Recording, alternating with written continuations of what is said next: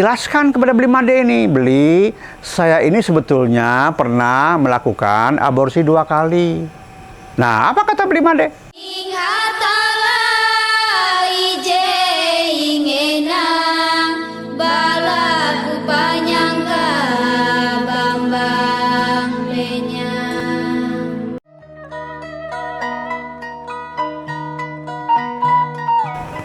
Om Awigena Mastu Namasidam, Om Sidir Astu Tat Astu Astu Swaha, Om Swastiastu, Namaste Sampurasun, Hong Ulun Basuki Langgeng, Rahayu Tabea. Para pemirsa Renungan Dharma yang dimuliakan, kali ini kita akan bicarakan sesuatu yang sangat menarik, yang tidak pernah ada dalam buku manapun. Topiknya adalah karma menembus ruang dan waktu. Dan ini saya dapatkan sebagai sebuah pengalaman. Sebuah pengalaman ini. Jadi jangan coba cari di buku ya. Nggak pernah ada ini. Ya. Nah, oleh karena itu saya akan mulai dengan sebuah cerita. Suatu ketika saya masih ya menjadi dosen di STAH Dharma Nusantara Jakarta, ada sebuah acara yang dilaksanakan di Bali, yaitu pelatihan untuk para dosen di sebuah diklat di daerah Denpasar. Kemudian ketua kelasnya, ini ketua kelasnya Pak Made namanya, Pak Made gitu ya. 2 hari berjalan pelatihan, Pak Made ini nggak muncul-muncul. Dalam kelas kok nggak ada, kemana beliau ini? Nah, kemudian teman yang ada, yang artinya begini, dalam sebuah kamar kami ditempati 2 orang, ya, kamar ditempati 2 orang, dan Pak Made itu menurut teman sekamarnya sedang sakit. Nah, jadi setelah sore hari, setelah acara pelatihan, saya menjenguk ke kamar beliau. Nah, Pak Made mengatakan, ya, saya sakit dan ini sudah 4 tahun. Sakitnya seperti apa? Seluruh tubuh itu sakit, bahkan dalam keadaan tidur pun sakit. Loh, apa diagnosa medis? Beliau mengatakan, ya, saya sebetulnya malu, kata Pak Made, karena mertua saya itu orang medis dan secara medis semua normal. Jadi penyakit ini tidak jelas seperti itu. Oke, kalau gitu gini aja Pak Made. Nanti ketika acara pelatihan kita sudah selesai, ayo kita ngobrol, datang ke rumah saya. Kebetulan saya ada rumah di Denpasar, ayo datang ke rumah saya. Nah, setelah pada hari hanya beliau datang bersama istrinya. Kita ngobrol lah ke barat, ke timur, banyak lah yang kita bicarakan. Tapi uniknya waktu itu, saya dengan istri saya lebih fokus kepada istrinya Pak Made. Akhirnya kami bertanya, Ibu, mohon maaf, Ibu pernah keruron? Ibu pernah keguguran? Ya, karena kami tidak berani mengatakan Ibu pernah menggugurkan, jadi kita menggunakan kalimat Ibu pernah keguguran. Sang ibu dengan terus terang menjawab tanpa rasa beban sama sekali.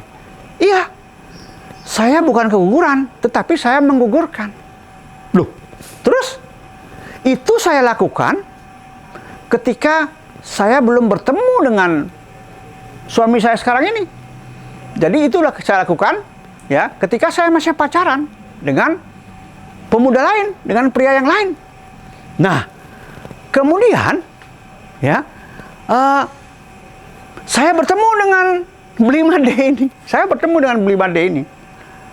Lalu walaupun saat itu, jadi saat itu saya sebetulnya sudah mengirim undangan untuk acara resepsi. Gitu. Tapi ketika bertemu dengan Beli Made ini mengajak saya kawin, mengajak saya menikah. Loh, saya kok dengan tanpa ada rasa beban, saya batalkan resepsi dan undangan itu, akhirnya batal. Kemudian saya jelaskan kepada Beli Made ini, Beli, saya ini sebetulnya pernah melakukan aborsi 2 kali. Nah, apa kata Beli Made? Beli Made mengatakan, itu tidak ada masalah, saya tidak keberatan. Nah, akhirnya jadilah kita menikah. Jadilah kita menikah. Nah, ketika kita ngobrolkan ini, ya kita membicarakan ini, kelihatan bahwa Pak Made itu tidak bisa menerima. Loh, dia marah. Gitu dia marah. Saya mengatakan begini, nah kalau begitu ini harus diselesaikan. Kalau enggak ini akan jadi bumerang nanti. Perjalanan hidup ibu dan Pak Made juga akan tersendat. Tapi rupanya Pak Made ini tidak bisa menerima saran kami. Ya sudah. Ya sudah. Akhirnya mereka berdua pamit meninggalkan rumah saya. Nah kemudian beberapa hari tidak ada kabar berita. 3 hari kemudian tiba-tiba Pak Made muncul di rumah saya sendiri dengan wajah kusut, wajah yang sedih begitu ya. Kemudian dia mengatakan, "Nggih, saya siap untuk melakukan upacara penebusan itu. Untuk menebus 2 bayi yang digugurkan oleh istri saya." Loh, saya ketawa saya. Loh, kok bisa berubah begitu Pak Made? Ada apa? Kemudian dia dengan pelan mengatakan, "Iya, setelah kami meninggalkan rumah Bapak, kami bertengkar hebat. Bertengkar hebat." Ya. Kemudian malam itu saya bermimpi duduk di Merajan sambil menangis dalam mimpi. Tiba-tiba saya melihat sesosok tubuh seorang pria di belakang pelingih Rongtlu.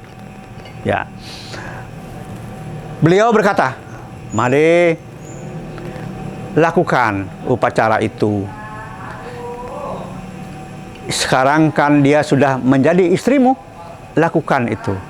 "Ya, tapi kan itu bukan anak saya." "Ya, lakukan dulu, nanti kamu akan tahu apa yang terjadi. Saya ini leluhurmu." Nah, karena mendengar petuah-petuah itu, hatinya Pak Made menjadi luluh.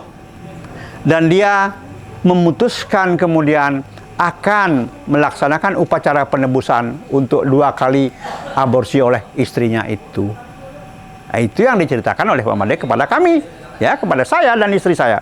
Nah, kemudian akhirnya, ya sudah kalau begitu. Kalau Pak Made sudah niat, ya lakukan. Kebetulan waktu itu kami ada seorang teman dari Jakarta juga, seorang pemangku kebetulan ada di Bali. Akhirnya kami mohon bantuan beliau. "Pak Mangku, tolonglah ini selesaikan dulu urusannya Pak Made. Kemudian Pak Made siapkan sesajinya. Pada hari hanya sesaji sudah siap. Lalu kita lakukan upacara itu, ya. Dan begitu upacara penebusan dilakukan, sang bayi muncul dua-duanya, kemudian kita sempurnakan. Saat itu juga penyakit Pak Made itu sirna, hilang penyakitnya, sembuh dia, tidak lagi merasakan badannya sakit seperti itu.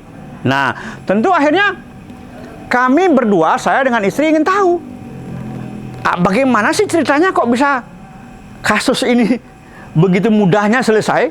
Seperti apa sih? Ada apa sih sebetulnya? Nah, di sanalah kemudian muncul gambaran. Muncul gambaran seperti sebuah monitor, tampak seorang pria ganteng, calon pemangku, bergandengan tangan dengan seorang gadis cantik.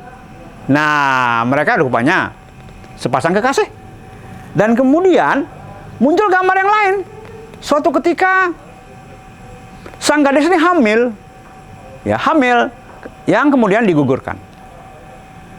Nah, kemudian pasangannya berlanjut, artinya pacaran berlanjut. Kemudian hamil yang kedua, digugurkan lagi. Kemudian apa?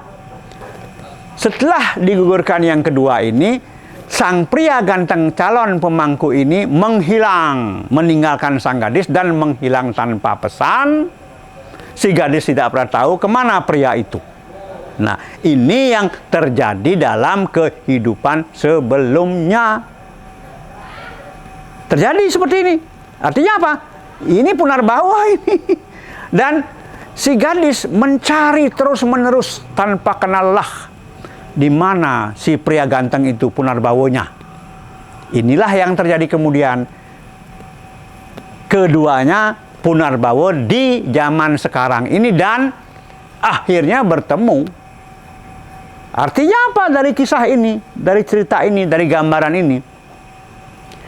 Dua anak yang digugurkan itu tidak lain adalah anak si pria ganteng yang sekarang Punarbawa menjadi Pak Made ini. Dan si gadis yang cantik dulu pasangannya itu yang ditinggal lari oleh si pria ganteng, itu Punarbawa menjadi istrinya yang sekarang. Sementara dua orang bayi yang digugurkan sekarang ini oleh sang istri dengan pacarnya yang lama adalah Punarbawa dari dua bayi yang dulu digugurkan dalam kehidupan sebelumnya. Artinya apa? Karma dalam kehidupan sebelumnya tidak pernah hilang.